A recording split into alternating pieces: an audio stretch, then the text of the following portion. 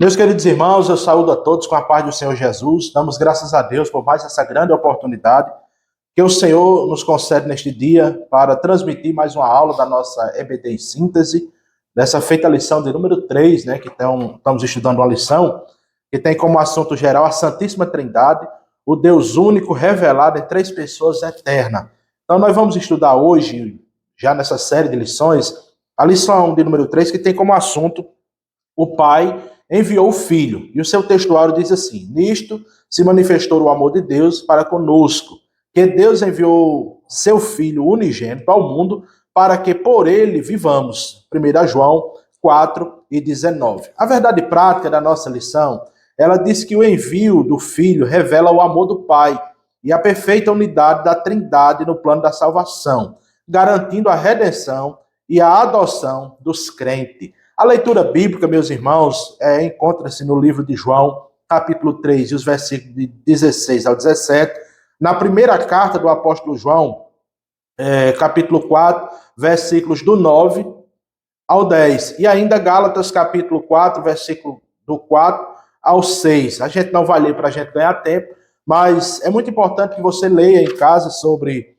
essa importante lição para o seu aprendizado, para o seu conhecimento, para o seu desenvolvimento, o seu aprendizado espiritual, tá certo? Então o Pai enviou o Filho, é o tema da nossa lição de hoje, que nós vamos estudar como Jesus foi enviado pelo seu Pai, a ordenança que veio de cima, o propósito, toda a estrutura, né, organizada pelo próprio Pai, o desejo, a fonte de onde isso procedeu. Nós vamos estudar neste dia para a glória de Deus, tá certo? Então a introdução da nossa lição, meus queridos irmãos, diz que no plano eterno da redenção, o Pai é quem envia o Filho para salvar o mundo. Esta verdade revelada nas Escrituras manifesta o amor do Pai em reafirmar a unidade e a missão da Santíssima Trindade. Nesta lição veremos como o envio do Filho unigênito de Deus, a segunda pessoa da Trindade, revela a profundidade, a suprema expressão do amor de Deus, a plenitude do tempo, para a redenção e a obra perfeita da Trindade na salvação. Meus queridos irmãos, nós sabemos que desde lá do Éden, o desejo, o plano de Deus, muito além do Éden ainda, o plano da salvação, ela já estava estabelecida por Deus. Não é que alguém ou o diabo, ou seja, Deus foi surpreendido, né, pelo desastre da humanidade de pecar, o diabo frustrou Deus. Não, o plano da redenção já estava, como diz João lá no livro do Apocalipse, que o Cordeiro ele foi morto antes da fundação do mundo, e comprou para si homens e mulheres de todas as tribos, de todas as nações. Então o plano da salvação, do envio de Jesus ao mundo, ele estava planejado por Deus do céu, antes da fundação do mundo. O que se deu ali no Éden foi exatamente a pronúncia, né, o aviso de Deus que enviaria o Salvador do mundo. Quando Eva peca, quando Eva come do fruto e dá também ao seu marido, e Deus aparece e dá aquela sentença, né, tanto ao homem como à mulher, e Deus vira para a serpente e diz a ela que ela será maldita, rastejará e comerá pó, e diz que da semente da mulher nasceria da semente da mulher nasceria e ele feriria o calcanhar, mas ele pisaria na cabeça da serpente. Então Deus, ele deu, vamos dizer, o aviso, né, ali à serpente, que ficou escrito por Moisés no primeiro livro da Bíblia, no Gênesis, que um dia Deus enviaria o seu primogênito, o seu filho, né, para que morresse por nós na cruz do Calvário. Tendo em vista, irmãos, que o Deus, ele não deixou o homem a mercê aí do pecado, da desgraça do mundo, mas ele logo tem o plano B, vamos dizer, já estava preparado para que Deus realizasse a sua obra de redenção através do seu Filho Jesus. E diz aqui o comentarista na introdução, né, que a atuação da Trindade nesse plano foi algo planejado pelo próprio Deus. E ele diz aqui, a plenitude, vindo na plenitude do tempo, ou seja, vindo, meus irmãos, no tempo determinado por Deus, ele enviaria Jesus, o seu Filho, nascido de mulher, como disse Paulo lá em Gálatas capítulo 4, versículo 4, ele diz que vindo à plenitude dos tempos, Deus enviou Jesus, o seu Filho, nascido de mulher, para remir os que estão debaixo da lei. Então, todo teve um propósito, teve uma arquitetação, né? Teve um planejamento da parte de Deus para que ele enviasse o seu bem mais precioso, meus queridos irmãos, para remir todos nós que estavam debaixo da lei do pecado, vivendo na desgraça, irmãos, na depravação total do pecado. Deus, ele enviou Jesus para remir os que estão debaixo da lei, tá certo? Então é isso que nós vamos estudar. A segunda pessoa da Trindade, ela revela o quê? Ela revela o profundo amor de Deus manifestado à humanidade. Eu costumo dizer que a manifestação do amor de Deus é Cristo. Foi Cristo, é Cristo e sempre será Cristo. Tá certo, irmãos? Porque João, escrevendo em 3:16, diz: porque Deus enviou Jesus, o seu Filho, ao mundo. Para quê? Para morrer por todos nós que estávamos debaixo do pecado. Por quê? Porque não existe nenhum ser que possa, seja por mérito humano, seja pelo que for que ele venha fazer, que ele venha se justificar sozinho. Paulo diz que todos pecaram e destituídos estão da glória de Deus. Então toda a raça humana sempre será carente do amor de Deus para com eles, para a restauração da sua vida espiritual e de uma garantia para que ele possa viver eternamente com Cristo, tá certo? Então esse é o que diz a nossa introdução, meus irmãos, para que a gente possa entender como o desenrolar se deu desse processo. O primeiro ponto da nossa lição, ele trata do envio do Filho e o amor do Pai, né? Ele diz assim, o amor incondicional do Pai. O envio de Jesus Cristo, o Filho unigênito do Pai, é a maior demonstração de amor de Deus ao mundo. Então, qual é a expressão máxima do amor de Deus? É Cristo. A expressão máxima do amor de Deus é Cristo. Irmãos, o verbo grego para este amor é ágapo, né? E o substantivo é ágape. Expressam a natureza essencial de Deus e a busca pelo bem-estar de todos. Olha, irmãos, Deus, ele envia Jesus, o seu Filho, o seu único Filho, o seu primogênito, para remir os que estavam, irmãos, condenados à condenação, para que nós tivéssemos um bem-estar. Mas quando se trata de bem-estar, eu quero dizer a você, neste dia, que não se trata de um bem-estar propriamente aqui nessa terra. Não, um bem-estar após esta vida. É porque, irmãos, Paulo diz, se nós esperarmos em Deus só nesta vida, nós somos dos mais miseráveis, dos homens. Então tem muita gente enganchada, como diz o meu filho, engangado com isso aí, irmãos, que pensa que o bem-estar é aqui, né? Que será melhor uma vida financeira, uma vida de saúde aqui, mas Deus, ele proporcionou, através de Cristo, da sua morte, do seu amor expresso na cruz do Calvário, um bem-estar após esta vida. Quando nós partirmos desta vida, se formos fiéis a Ele aqui, nessa vida, se nós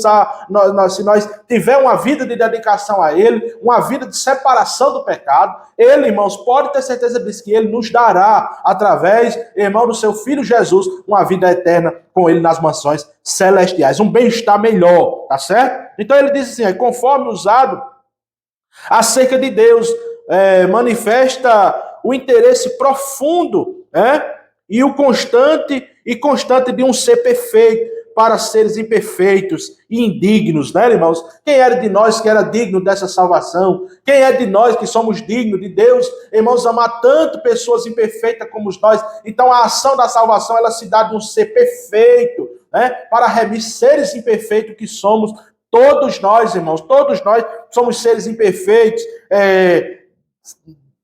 condenado ao fracasso, mas Deus, irmãos, deixa eu dizer uma coisa a você, nos amou de uma tal maneira que deu seu Filho para morrer por todos nós. Deixa eu dizer uma coisa, nada do que você venha fazer, nada do que eu venha fazer ou deixar de fazer vai aumentar ou diminuir o amor de Deus por nós. Como assim, irmão? Então quer dizer que Deus ama o mais vil pecador? Sim, meu irmão. Deus ama o mais vil pecador. E o pecado? O pecado ele aborrece, irmãos. Então o amor de Deus não sobrepõe a sua justiça.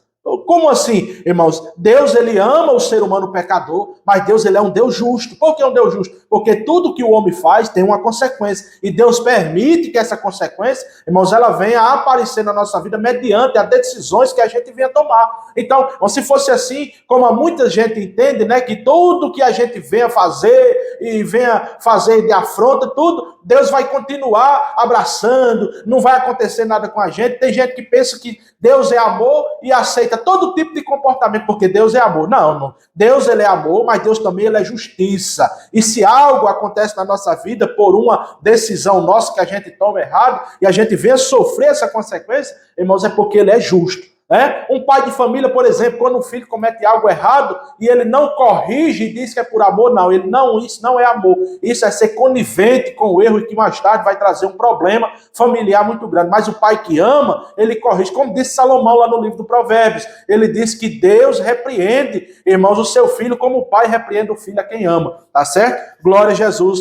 Por isso, então Deus é um ser perfeito que envia seu filho, um ser também perfeito, para morrer por todos nós na cruz do Calvário, tá certo? Então ele diz mais assim, ensina, né, que o amor de Deus não foi motivado por mérito humano. Ele amou o mundo rebelde, perdido, e enviou o seu filho, não para que condenasse o mundo, mas para que o mundo fosse salvo por ele. Veja, irmãos, o que ele diz aqui? Ele diz que não é por mérito humano. É por isso que Paulo escreve na sua carta aos Efésios, capítulo 2, e o versículo 8, ele diz que pela graça sois salvo, por meio da fé.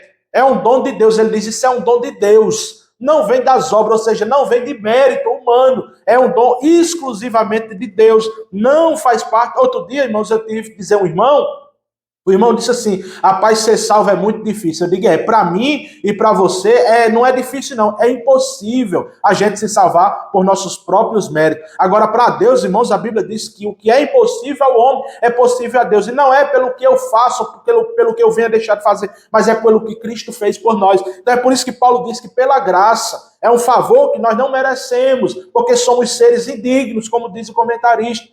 Pela graça sois salvos por meio de quê? Por meio da fé. Aí ele diz, isso não vem de vós, é um dom de Deus, é um dom exclusivamente de Deus.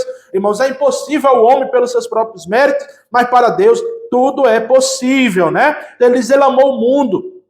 Ele veio ao mundo, disse João lá em 13:17, não para que condenasse o mundo, mas para que o mundo fosse salvo por ele. Jesus veio ao mundo, enviado pelo seu Pai, para que remisse, ou redimisse, ou justificasse aqueles que estão debaixo da condenação do pecado. Irmãos, e não é como alguns ensinam, né, a linhagem calvinista, que ensina que Jesus ele morreu apenas por um grupo seleto, por alguns, né? Que Deus houve aí, vamos dizer assim, uma determinação de Deus, que só tem um grupo na terra que será salvo por Jesus, irmãos, mas na verdade isso não é verdade. A Bíblia diz que Deus ele enviou Jesus, seu Filho, para morrer por todos. João 3,16, porque Deus enviou seu Filho ao mundo para morrer por quem? Por toda a humanidade. Agora toda a humanidade vai ser salva? Não. Por quê? Porque elas vão rejeitar, elas rejeitam a salvação, elas rejeitam o perdão de Deus, irmãos, e por rejeitarem o perdão de Deus,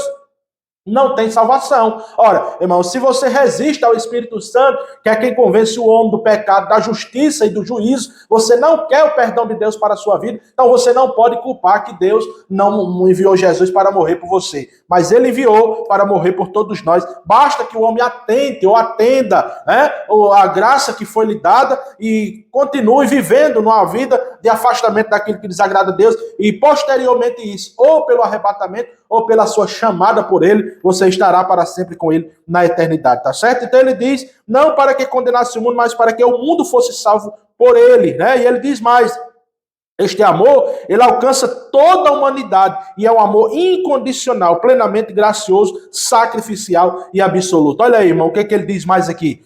Este amor, ele alcança toda a humanidade. Deus enviou Jesus para morrer por toda a humanidade. É porque Deus amou o mundo aqui são pessoas, de tal maneira que deu seu Filho unigênito para que todo, não é um grupo seleto, é todo aquele que nele crê, não pereça, mas tenha a vida eterna. E ele diz mais, irmão, esse amor ele é incondicional, independe de nós. Deus não ama, por exemplo, irmão, Pedro ele disse que nós o amamos, porque ele nos amou primeiro. Então, irmãos, você pode não amar a Deus, mas Deus ele ama você. Você pode não fazer, mas ele continuará amando você. Agora, se você será condenado, é outra coisa. Você é quem está rejeitando o perdão de Deus. Não quer dizer que Deus não lhe ame, não quer dizer que Deus não enviou Jesus para morrer por você também, tá certo? Então isso, meus irmãos, e o amor de Deus também foi sacrificial, porque enviou Jesus, irmãos, como sacrifício vivo, né? para todos nós ser absolvido da condenação do pecado e da morte. E esse amor também, ele é absoluto, né? Glória a Jesus por isso. O segundo subponto, meus irmãos, nós vimos aqui, irmãos, que é o primeiro ponto, ele fala do amor incondicional de Deus, né? Não é condicional, é incondicional, porque não depende de nós. Por exemplo, Deus, eu vou amar a Deus porque se eu não amar, Deus deixa de me amar. Não, irmãos, é independente de você amar ou não,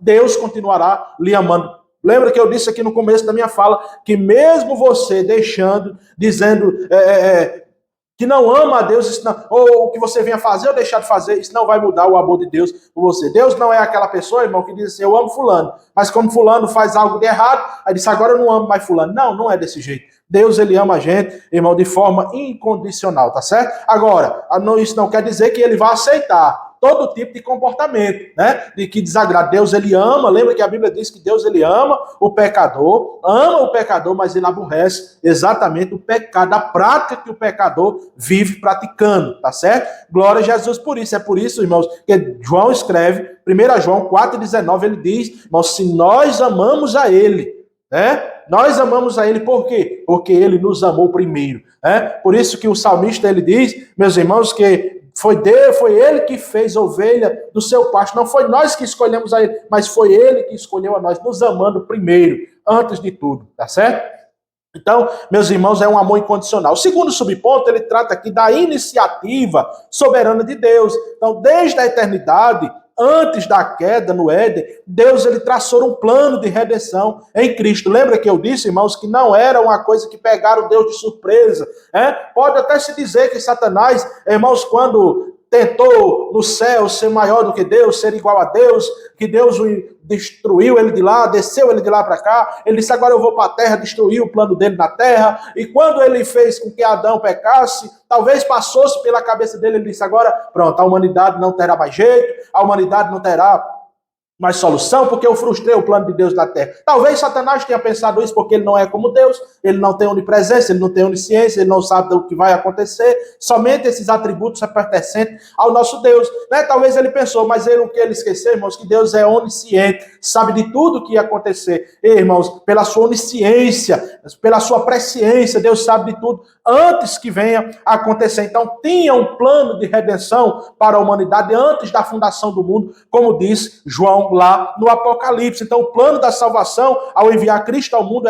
foi planejado no céu, irmãos, antes de qualquer coisa. Se Satanás tentou frustrar o plano de Deus, irmãos, ele se deu mal, né? E eu digo a você, sabe por que Satanás ele tem tanta raiva, irmão, do crente, do salvo em Jesus? É porque, irmãos, quando ele pecou e os anjos que se rebelaram com ele na eternidade, Deus, ele não traçou um plano, né? Ele não traçou um plano de reconciliação para os anjos, não. Deles foram condenados, irmãos, e estão condenados, um dia será lançado no lago de fogo. Então Deus não tratou um plano de restauração para os anjos caídos juntamente com Satanás. Mas para o ser humano caído, irmão, Deus, ele tratou de um plano de redenção. É por isso que Satanás tem tanta raiva da gente, porque ele não tem mais solução. A Bíblia diz que o Deus desse século, ele já está julgado, mas para nós, meus irmãos, há um escape. Qual é esse escape? Jesus, o Filho de Deus que morreu ao seu tempo, como disse Paulo, que veio ao seu tempo, em Gálatas 4:4, irmãos, para remir aqueles que estavam traçados ao fracasso, ao pecado, né? Mas Deus, ele enviou Jesus, seu Filho, ao mundo e traçou esse plano exatamente para nos salvar da condenação do pecado e da morte eterna. Glória a Deus por isso,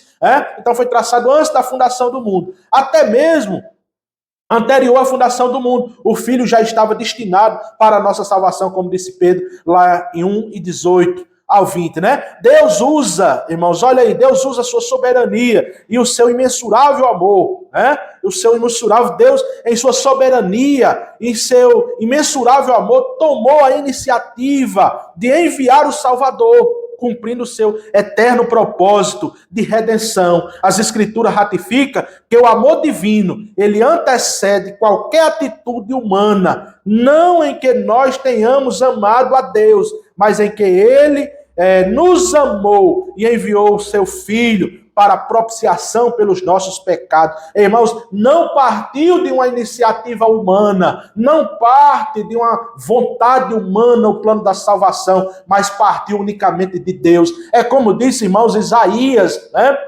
Isaías, ele teve uma visão e Deus, uma voz de Deus que dizia assim: a quem enviarei? Quem há de ir por nós? E o profeta Isaías, irmão, logo se prontificou, diz: eis-me aqui. Irmãos, podemos fazer essa analogia no céu, como disse Deus lá no céu. Quem há de ir pela humanidade na terra? Eu estou aqui parafraseando o que diz o versículo. Então, quem há de ir pela humanidade perdida na terra? E o Filho de Deus disse: envia-me a mim, Pai, eu estou aqui pronto para pagar o preço. Por quê, irmãos? Porque tinha que ser alguém justo.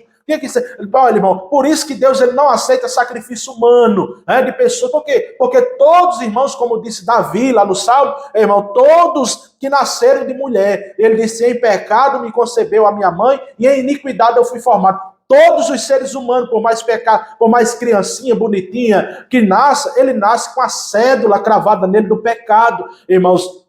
E é por isso que o sacrifício era feito de animais na antiga aliança, porque a Bíblia diz que o animal tinha que ser de um ano, tinha que ser perfeito, ou seja, irmão, o animal não tinha maldade, o animal não é um ser que peca, irmão. Se ele ataca alguém é por instinto mesmo de animal, mas ele era um ser sem maldade. E isso, irmãos, fazia-se o sacrifício e diz a Bíblia que aplacava a ira de Deus por um momento. Mas o sumo sacerdote, ele adentrava uma vez ao lugar santo do santo, irmão, sacrificava pelo povo, e a ira de Deus era aplacável por um momento, mas depois retornava de novo. Mas quando Cristo, que é o nosso sumo sacerdote perfeito, e o nosso sacrifício vivo, ele é o ser perfeito, irmãos, porque ele nasceu de uma mulher, mas sem pecar. A Bíblia diz que em tudo ele foi tentado, mas sem pecar, e ele é o ser perfeito, e ele morreu, irmãos, de uma vez por toda, aplacou a ira de Deus pela humanidade, irmãos. E é por isso que quando Deus ele olha dos céus e não vê seres imperfeitos como nós, mas ele olha para a pessoa de Cristo, irmãos, ele olha para a pessoa de Cristo, do seu Filho, que pagou o preço por toda a raça humana pecadora. Glória a Jesus por isso. Deus usa, né, a sua soberania e seu imensurável amor, ele tomou a iniciativa para a redenção da nossa alma. As Escrituras ratificam que o amor divino ele antecede qualquer atitude humana. Não tem quem... Olha o que ele diz mais aqui, irmãos. Olha o que ele diz mais aqui. Não em que nós tenhamos amado a Deus, mas que ele nos amou e enviou o seu Filho para participação ou para propiciação pela salvação de nossos pecados. Glória a Jesus por isso. Aí ele diz, portanto, a iniciativa da salvação não parte do ser humano, mas de Deus, em sua soberania e misericórdia e compaixão. Deus decidiu agir em favor da humanidade caída, irmão, nunca partiu do ser humano, nunca parte do ser humano, irmãos, a salvação da humanidade. É por isso que Paulo diz lá em Efésios 2:8, que pela graça sois salvos por meio da fé. Isso não vem de vós, olha, ele está dizendo, não faz parte, não vem da natureza de vocês, mas é um dom exclusivamente de Deus. O dom da salvação, a salvação é um dom de Deus distribuído a toda a humanidade. Irmãos, eu quero que você olhe, fixe bem os seus olhos no que eu vou, e abra os seus ouvidos no que eu vou dizer. Se você ouvir alguém por aí dizendo que a salvação é só para um grupo seleto, é que comedor de feijão não vai herdar o céu, tampe os ouvidos, não ouça isso, que isso é invenção do inimigo das nossas almas, para que você não abra o seu ouvido e atente para uma tão grande salvação. Jesus, irmão, foi enviado por Deus ao seu tempo para morrer por você que está aí do outro lado da tela, para você que está ouvindo essa mensagem. Nunca deixe, irmão, de tirar a sua visão da salvação em Cristo. Você é um amado de Cristo, você é uma amada de Cristo, porque ele morreu por você na cruz do Calvário, tá certo? Glória a Jesus. Então a iniciativa, ela partiu de Deus para enviar o seu Filho. Foi traçado no céu, executada na terra por Jesus Cristo. E ela é, irmãos, exatamente, gradativamente, irmãos, vamos dizer assim, guardada pelo Espírito Santo, a atuação da Trindade. Deus planejou, o Filho executou, o Espírito Santo é o mantenedor dessa salvação, certo? Então é uma ação direta da Santíssima Trindade na salvação de Cristo. Glória a Jesus por isso. O envio do Filho e a Trindade, olha o que ele diz aqui, embora a missão do Filho seja descrita por meio do verbo enviar, a ideia aqui é de um presente gracioso de Deus. Por isso, irmãos, que Paulo diz pela graça, é um favor, é um presente de Deus sem a gente merecer. Sabe aquela pessoa, irmãos, que ela faz o mal a você?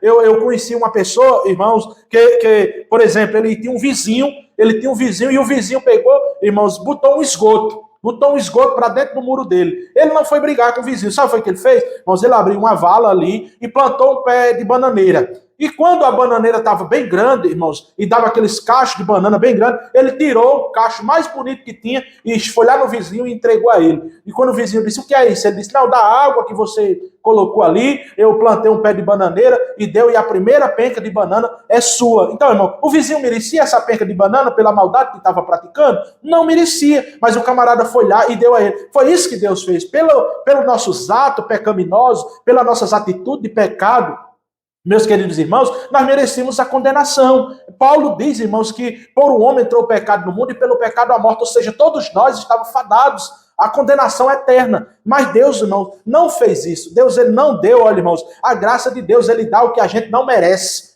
que foi o seu Filho Jesus, foi a salvação. E a misericórdia, irmãos, ele não dá o que a gente merece. A misericórdia de Deus, o que é que a gente merecia? A condenação. Mas ele não dá. O que é que ele dá? Ele dá a sua graça, que é o favor imerecido. Tá certo? Então é isso que Deus fez, irmãos.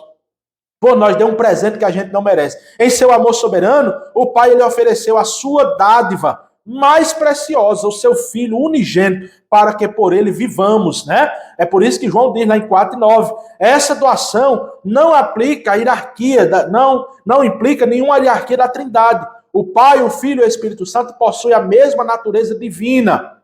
O Espírito Santo possui a mesma natureza divina. Aí ele diz, a distinção observada é funcional, ou seja, irmão, não há uma hierarquia dentro da Trindade Santa, o que ele está dizendo aqui. Por exemplo, um é menor, o Pai é maior, o Filho é menor do que o Pai, o Espírito Santo é menor do que o Filho, do que o Pai. Não há essa hierarquia dentro da Trindade Santa. O Pai e o Filho e o Espírito Santo é um Deus só.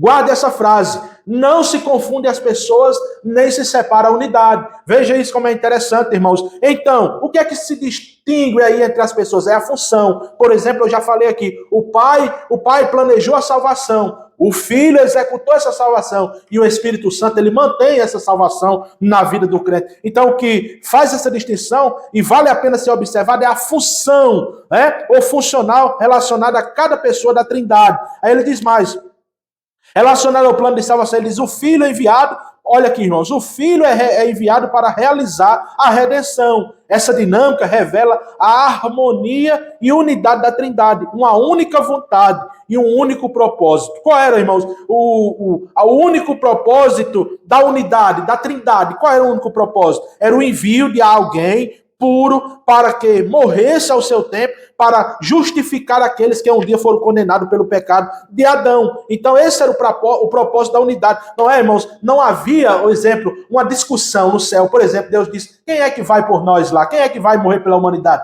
E o Espírito ficou olhando para Jesus e disse, vai você. E o outro ficou dizendo, vai você, porque eu sou maior, porque eu sou maior. Não existe isso, irmão, dentro da Trindade Santa. É tanto isso, irmãos, que o próprio Jesus, ele disse algo interessante. Quando ele fez um milagre, irmãos, alguém disse assim, ele expulsa demônio pelo espírito de Belzebu. E Jesus disse, agora pronto, se eu expulso demônio pelo espírito de Belzebu, então o reino do inferno está dividido.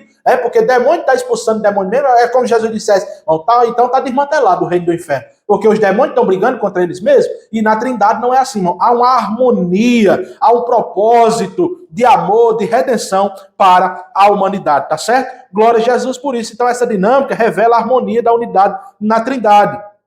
O envio do Filho é, portanto, uma expressão do amor de Deus triuno que resplandece em toda a história da salvação. Glória a Jesus por isso. Olha que coisa maravilhosa, irmão. O envio de Jesus é, portanto, uma expressão do amor de Deus por seres imperfeitos, indignos. Mesmo, irmão, sendo imperfeito e indigno, você não pode calcular o amor de um ser tão grandioso, tão perfeito como Deus, irmãos, em relação a pessoas tão fracas, tão imperfeitas, tão indignas, não pode se explicar por isso. É por isso que tem um hino que diz assim, eu não sei porque ele me amou. E nós não sabemos, irmão, mas nós só sabemos que ele nos amou primeiro. Glória a Deus por isso, glória a Jesus por isso, glória a Jesus por isso. Então, meus irmãos, a vinda de Jesus a esse mundo foi algo, irmãos, planejado por Deus e já profetizado ao longo do tempo pelos profetas. Por exemplo, irmãos, lá no livro do profeta Isaías, no capítulo 9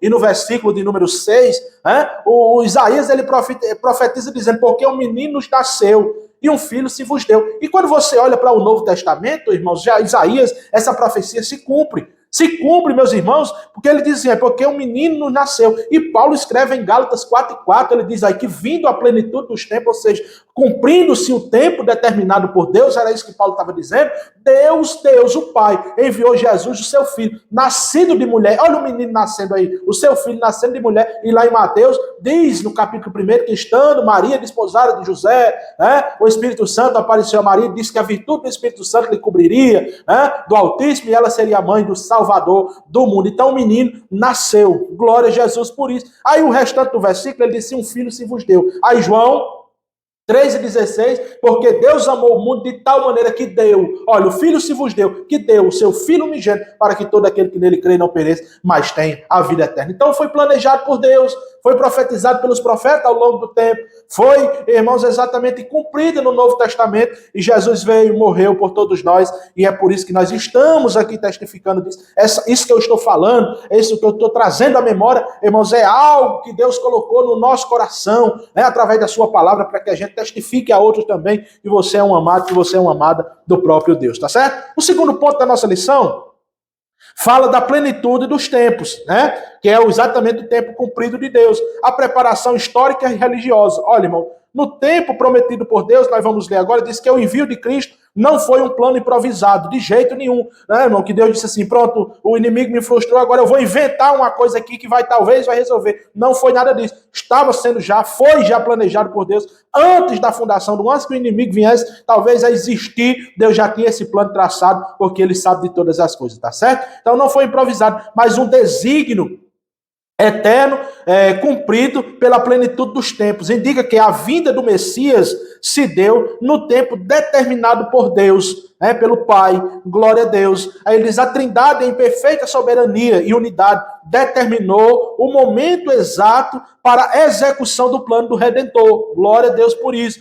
Historicamente, como era que estava historicamente lá, irmãos, o cenário para o nascimento desse menino? Ele diz, irmãos, que historicamente o domínio romano, ele construiu estradas e rotas comerciais que contribuíram para a disseminação do evangelho na época de Cristo. A cultura grega, unificou o mundo por meio do grego kainê, de uma linguagem, de um dialeto, tornando possível a escrita do Novo Testamento em uma língua conhecida e popular. No judaísmo, apesar da rejeição dos líderes entre o povo, a expectativa messiânica estava elevada. Isso sinaliza que Deus preparou o cenário para a chegada do Salvador do mundo. Então, irmão, qual era o cenário histórico do dia do nascimento, na época do nascimento de Jesus? As estradas estavam construídas pelo Império Romano para facilitar a pregação, a propagação desse evangelho que veio exatamente através de Cristo Jesus. E na cultura grega, irmão, a preparação,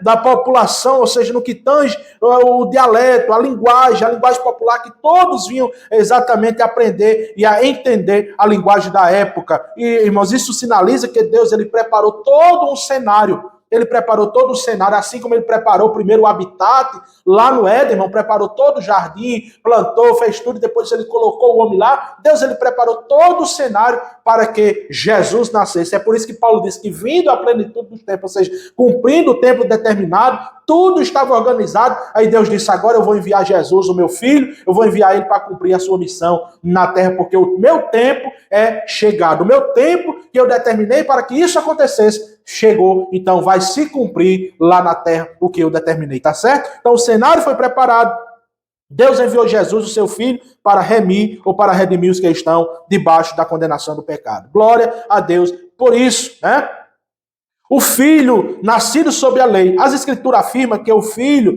veio nascido de mulher, como disse Paulo lá em Gálatas 4:4, nascido sob a lei. A expressão nascido de mulher reafirma que Cristo, irmãos, ele assumiu uma natureza humana. O escritor aos Hebreus diz que ele se fez pouco menor do que os anjos, então ele fez-se semelhante aos homens. Então ele é nascido de mulher. Irmãos, Jesus, ele não é... Sabe por que Jesus, ele não tem pecado? Irmão, porque mesmo nascendo de Maria, irmão, de uma mulher, de uma pessoa humana, ele não tem pecado porque ele não foi concebido. Ele não foi concebido pela conjunção carnal, pelo ato sexual do homem e da mulher. Ele foi exatamente, irmãos, gerado no ventre de Maria, pela virtude do Espírito Santo. A sombra do Altíssimo cobriu Maria e a virtude do Espírito Santo gerou no seu ventre um ser perfeito chamado Jesus. É por isso que ele não tem pecado e é por isso que ele era homem também, porque ele nasceu de uma mulher, tá certo? Glória a Deus por isso. Reafirma a sua humanidade, né? Ele encarnou e experimentou as fraquezas humanas, exceto o pecado, como disse, irmãos, Hebreus 4:4, irmãos, que ele foi tentado em tudo, mas sem pecado. Ele, irmãos, foi tentado em todo tipo de coisa, mas ele não cedeu o pecado. Cumpriu-se assim a profecia: eis que a virgem conceberá e dará à luz um filho, né? Mostrando que a sua vida foi uma obra soberana de Deus. A declaração nascido sobre a lei, sabe o que é que significa? Que Jesus, somente ele, o comentarista está dizendo aqui que Jesus cumpriu a lei, mas eu quero dizer para você, que significa que Jesus, somente ele cumpriu toda a exigência da lei mosaica. Ele foi o único homem a cumprir plenamente a lei de Deus, sem transgredir em momento algum. Glória a Deus por isso. A sua vida de obediência foi necessária para que pudesse oferecer um sacrifício perfeito em favor de seres imperfeitos e pecadores que somos nós. Somente Jesus, meus irmãos, foi o ser perfeito, que em tudo foi tentado, mas sem pecar. Por isso que eu disse a você no começo, que somente, irmãos, um ser tão perfeito, sem mácula, sem pecado, sem nenhum defeito, poderia ser morto em resgate de alguém. No Antigo Testamento usava-se um animal simples, irmãos, sem defeito, mas aqui foi o próprio Filho de Deus que foi oferecido como cordeiro para tirar de uma vez por toda o pecado do mundo, como disse João no batismo. Quando avistou Jesus, irmão, ele diz: eis o Cordeiro de Deus que tira. Aquele tira ali que João disse, irmãos, era de uma vez por toda, não precisaria de mais alguém morrer depois dele, como os animais morriam anualmente. Mas ele diz que tira de uma vez por toda o pecado da humanidade deste mundo. Glória a Deus por isso, glória a Deus por isso. Então o Filho, ele nasceu sobre a lei, irmãos, para cumprir toda a lei. Ele não podia vir um desordeiro. Nascido na época da lei mosaica, ele, eu vou desmanchar a lei. Jesus disse: não pense que eu vim destruir a lei, mas eu vim abrogar a lei, eu vim cumprir a lei. Jesus cumpriu toda a lei, nasceu sobre a lei e foi o único a cumprir toda a lei mosaica, tá certo? Glória a Deus por isso. Terceiro subponto aqui, ele fala da adoção de filhos. A obra do Filho não apenas trouxe perdão, mas também nos concedeu a posição de filhos adotivos. Cristo é o único filho por natureza, ou seja, é o único filho gerado de Deus. E o que nós somos, irmãos? Apesar das nossas falhas, das nossas fraquezas, a salvação em Cristo não só nos livrou da condenação do pecado e da morte, mas também nos deu o direito de ser herdeiros com Cristo. Nós somos filhos de Deus por adoção. A partir da morte sacrificial de Jesus, nós passamos agora a ser adotados na família de Deus. Nós somos filhos por adoção. Cristo é o único filho de Deus por natureza.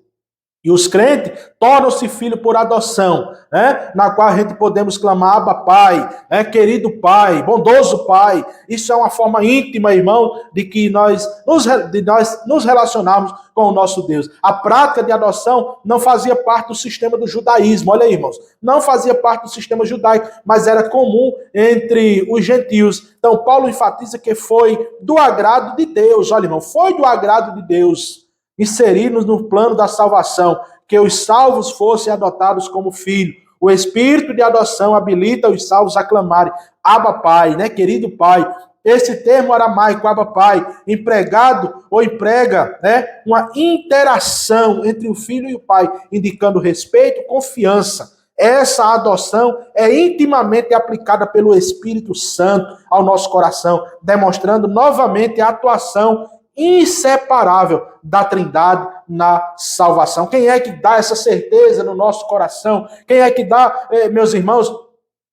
Porque, irmãos, a gente não pode ter dúvida que nós somos salvos, filhos de Deus. Por quê? Porque, irmãos, a Bíblia diz que o Espírito de Deus, o Espírito de quem? O Espírito Santo, ele testifica com o nosso Espírito que nós somos filhos de Deus. Então não pode haver dúvida no salvo. Irmão, será que eu sou filho de Deus? Meu irmão, se você tem uma consciência de que você confessou a Cristo, confessou seus pecados a Cristo, tem Ele como único e suficiente Salvador, vive uma vida de agradar a Ele, renunciando ao pecado, meus irmãos, se guardando da corrupção deste mundo, pode ter certeza, irmãos, que o Espírito Santo de Deus testifica com o seu Espírito que você é filho de Deus. Agora, Se você vive uma vida absolutamente vivendo no pecado, agradando a vontade dos pensamentos da carne, como nós vivíamos antes, como disse Paulo, irmãos, aí você pode ter dúvida no seu coração. Mas se você vive uma vida de adoração a Deus, vive uma vida de renúncia, pode ter certeza de uma coisa: o Espírito de Deus testifica com o seu Espírito, no seu coração, que você é filho de Deus. Isso mostra a atuação da Trindade. Pai planeja, Filho executa, Espírito mantém essa salvação, tá certo? Glória a Jesus por isso. Aí é por isso que Paulo diz isso, irmãos, que nós somos filhos de Deus, testificado pelo Espírito na nossa vida, tá certo? Terceiro e último ponto da nossa lição, meus irmãos, ele trata da Trindade no plano da salvação. Irmão, não foi um plano traçado unicamente por Deus, por exemplo, dizer assim, foi só Deus que fez isso, o Espírito e Jesus, ele não teve atuação nisso. Não, nada disso. Foi a Trindade Santa. Lembra que eu disse no começo que não se confundem as pessoas pela atuação e nem se separa a unidade, porque é um Deus só que subsiste em três pessoas, que não se divide. São três pessoas distintas entre si. Então ele diz que a vontade do Pai é realizada pelo Filho, né? O Filho veio ao mundo para cumprir a vontade de quem? Do Pai. Jesus disse, eu não vim fazer a minha vontade, mas eu vim fazer a vontade do meu Pai. Isso não diz, irmãos, que Jesus ele é inferior ao Pai. Não, ele disse muitas vezes, eu e o Pai somos um. Irmão, não mostra, isso mostra a obediência, né? A vontade do Pai de fazer o plano como era para ser traçado. O plano de Deus, irmãos, era que um justo morresse ao seu tempo, por redenção, para a redenção da humanidade. Então Jesus não poderia fazer diferente. Ele fez a vontade do seu Pai, tá certo? Eu desci do céu, olha o que é que Jesus disse, eu desci do céu, não para fazer a minha própria vontade, sendo Jesus, irmãos, a segunda pessoa da Trindade, uma pessoa distinta, ele tem a sua vontade, né? Tem a sua atuação, e ele diz, para fazer a minha vontade, mas para fazer a vontade daquele que me enviou. João 6,38 testifica disso. Essa vontade, segundo Cristo, é que nenhum daqueles que o Pai lhe deu se perca, mas tenha a vida eterna. A obediência de Jesus é perfeita, revelando plena submissão ao Pai. Ele mesmo ratifica ou testifica, porque eu faço sempre o que lhe agrada, né? Está lá em João 8,29. Essa obediência, irmãos, alcançou o clímax na entrega voluntária. Olha, ela é voluntária, né? Não foi uma coisa forçada, é voluntária de sua vida por amor, sendo obediente até a morte e a morte de cruz. Por meio de uma vida sem pecado, a morte sacrificial, a justiça de Deus foi plenamente satisfeita. Olha aí, irmão, por uma vida, por meio de sua vida pura, sem máculas, sem pecado, e sua morte sacrificial, a justiça que antes era para a condenação do pecado do homem, de Deus, ela foi plenamente satisfeita. Quando Jesus, irmão, deu o brado na cruz, disse tetelestai. Esse termo, ele diz, está consumado, está feito. A promissória, meu Pai, que esses pequeninos, que esses pecadores deviam, foi paga, foi rasgada a promissória. E Deus diz, está consumado, está feito. Não tenho mais nada contra a humanidade, porque o meu filho, o meu único filho, pagou o preço por todos eles. Então está consumado e agora está feito. A salvação está posta a todos os seres humanos. Glória a Deus por isso. Glória a Deus por isso. Em Cristo, vemos a expressão sublime da obediência, do amor, da unidade, da perfeita na Trindade Santa. Glória a Jesus por isso. O segundo subponto, meus irmãos, como eu disse aqui, esse primeiro ponto aqui, subponto do ponto 3, irmãos, é a vontade do Pai foi realizada no Filho. A vontade do Pai de salvar a humanidade foi realizada por Jesus e seu Filho na terra, tá certo? Segundo subponto, a mediação exclusiva do Filho, né? Ele diz, o Filho é o único caminho de acesso ao Pai. Eu sou o caminho, sou a verdade e a vida, e ninguém vem ao Pai senão por mim. Não existe, irmãos, outro caminho. Alguém pode dizer, eu conheço alguém, irmão, que Deus faz tanta coisa na vida dele, aí ele vai agradecer a Pedro, a Tiago, a João, para esse povo interceder por ele, Jesus interceder ao Pai. Não, irmão, só existe um caminho que o ser humano possa chegar a Deus, e esse caminho é chamado Jesus. Por isso que Paulo diz, irmão, que só existe um mediador entre Deus e os homens, Jesus Cristo, o homem. Irmão, é por isso que nós, os crentes, você que ainda não confessa a Cristo e pode acessar essa live, esse vídeo e assistir, irmãos, é por isso que nós oramos em nome de Jesus. Por quê, irmão? Porque Deus, irmãos, quando olha para nós, ele não vê nós mesmos. Por quê? Porque nós somos seres imperfeitos. Se Deus olhasse para nós e visse a nossa imperfeição, que continuamos sendo pecado, mas redimido, ele olhasse para nós e visse a nossa imperfeição, nós éramos fulminados. E como é que ele olha para nós? Ele olha para nós através de Cristo. Ele ouve nós através de Cristo. A sua oração chega até ele através de Cristo. Então só existe um mediador. Irmão, eu vou pedir a Maria para Maria pedir. Nada disso. Só existe Jesus. O único mediador entre Deus e os homens é Jesus Cristo, o homem, tá certo? Ele diz mais aqui, o único que pode satisfazer a justiça divina mediante o seu sacrifício no Calvário. A exclusividade da mediação de Cristo está sinalizada nas Escrituras trinitárias. O Pai enviou o Filho, o Espírito Santo testifica do Filho. Jesus disse que enviaria, irmãos, o Consolador, o Espírito da verdade, e ele testificaria do que era dele, do que era do Filho. Glória a Deus por isso. Assim o caminho para o Pai passa necessariamente pela aceitação do Filho, conforme ensina as Escrituras, porque há um só Deus e um só mediador entre Deus e os homens, Jesus Cristo, o homem. Desse modo, a salvação ocorre unicamente por meio da fé em Cristo. Tá certo? Então, não pense, meu irmão, que existe outro caminho que venha trazer a salvação, a não ser Cristo Jesus, o nosso Senhor. Tá certo? Só existe um caminho, uma forma de chegar a Deus, é através de Cristo. Glória a Deus. E o último subponto fala da aplicação da salvação pelo Espírito. A aplicação da salvação pelo Espírito. Nós vimos aqui exatamente, irmãos, a vontade do Pai, que é a primeira pessoa da Trindade. Nós vemos aqui a mediação exclusiva, que é pelo Filho, a segunda pessoa da Trindade. E vemos aqui agora a aplicação da salvação pelo Espírito. Então o Espírito Santo, ele chamado de Consolador. E o Espírito da verdade foi enviado pelo Pai, pelo Filho e pelo Filho. Jesus disse que o Espírito viria para convencer o mundo do pecado, da justiça e do juízo. É o Espírito Santo que ilumina, olha aqui, a mente para o conhecimento de Deus, ensina a verdade, regenera os pecadores, sela os que creem e opera e santifica ou faz a santificação progressiva, assegura a perseverança dos crentes. Além disso, o Espírito glorifica o Filho, pois foi enviado para testificar de Cristo, revelando a sua pessoa e obra ao coração humano. O Espírito nunca age independentemente do Filho ou do Pai. A sua missão é intrinsecamente de exaltar a glória do Deus triuno. Olha, irmãos, tudo isso é o Espírito que ilumina a mente do crente, é o Espírito Santo que ensina a verdade sobre Deus, é o Espírito Santo que nos sela, como disse Paulo, fomos selados pelo Espírito Santo da promessa. Quando a pessoa confessa Cristo como Salvador, o Deus, através do Espírito Santo, ele carimba. Como que? Como propriedade peculiar dele. Você é uma propriedade agora exclusiva de Deus, pelo Espírito Santo, selado com o Espírito Santo da promessa, tá certo? O Espírito Santo, quando age, ele não age da sua própria vontade, mas ele age intrinsecamente, como diz aqui, da vontade do Pai e do Filho, ou seja, é a Trindade agindo, como Deus age, irmãos, a Trindade age junto. Quando o Filho age, a Trindade age junto. Você vê isso, irmãos? Jesus, ele teve que ser exatamente, irmãos, cheio do Espírito Santo no batismo para que agisse no mundo.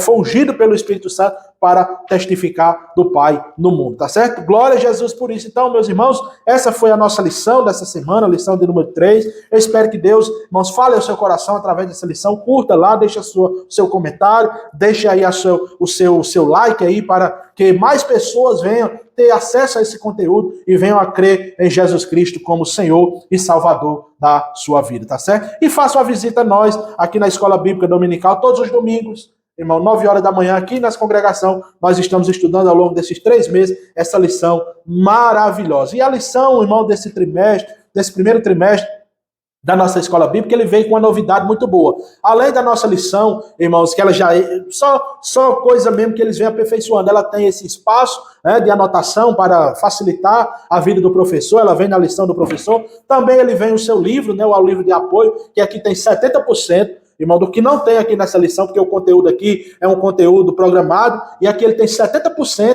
aí no comentarista ele coloca aqui, irmãos, para que a gente venha ter mais auxílio e subsídio para a nossa lição. E a novidade desse trimestre é esse devocional, um devocional criado, irmãos, que ele tem uma leitura diária a cada dia da semana. Cada dia da semana ele tem uma leitura diária em cima exatamente do conteúdo da lição. Não é do autor, irmãos, mas é de uma pessoa porque pegou o conteúdo exatamente da lição e do livro e ele aplicou aqui. Então, ao longo desses 3 meses, temos esse devocional para cada dia da semana você ter acesso aí a mais informação, a um devocional para a glória de Deus. E nunca esquecendo, tudo isso aqui é importante, mas o mais importante é a palavra de Deus para a nossa vida, tá certo? Glória a Jesus por isso. Que Deus lhe abençoe, que Deus faça prosperar a sua vida. Glória a Deus por isso e venha dar um dia abençoado em sua presença, tá certo? Até o próximo programa, até a próxima aula, se assim o Senhor nosso Deus aprovar e permitir que estejamos aqui. Deus abençoe em nome de Jesus.